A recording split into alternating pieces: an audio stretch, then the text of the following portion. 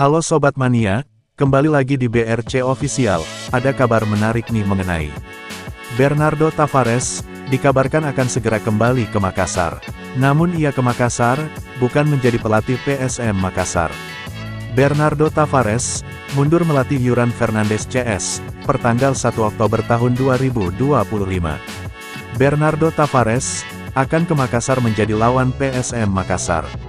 Pelatih berkepala pelontos itu, dirumorkan telah sepakat menggantikan Edu Perez, melatih Persebaya Surabaya.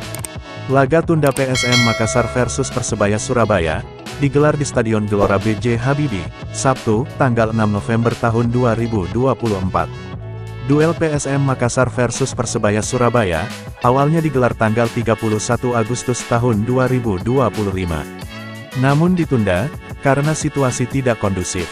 Rumor Bernardo Tavares telah mencapai kesepakatan dengan Persebaya Surabaya, dibocorkan akun Instagram @ownerwakanda.it, Minggu, tanggal 23 November tahun 2025.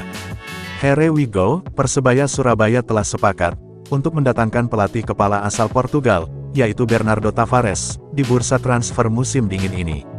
Setelah dipecatnya Edu Perez dari kursi kepelatihan, lantaran hasil negatif di pertandingan semalam, manajemen langsung bergerak cepat, dan tinggal menyelesaikan rincian-rincian lainnya, tulis ownerwakanda.id. Kabar lainnya, menyebutkan jika Bernardo Tavares akan menandatangani kontrak jangka panjang bersama Persebaya Surabaya.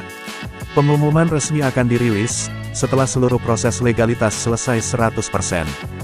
Berbagai tanggapan bonek, setelah Bernardo Tavares dirumorkan latih Persebaya Surabaya. Ada pesimis melihat taktik Bernardo Tavares saat melatih PSM Makassar. Aku cuma perlu ngomongi are-are. Coach Tavares itu GK jauh beda dengan Coach PM dan Bojan. Mereka lebih mengandalkan kolektivitas. Jadi jangan harap permainan tiki-taka. Ingat tiki-taka cuma era Coach Aji. Nah itu dia sobat untuk update kabar hari ini.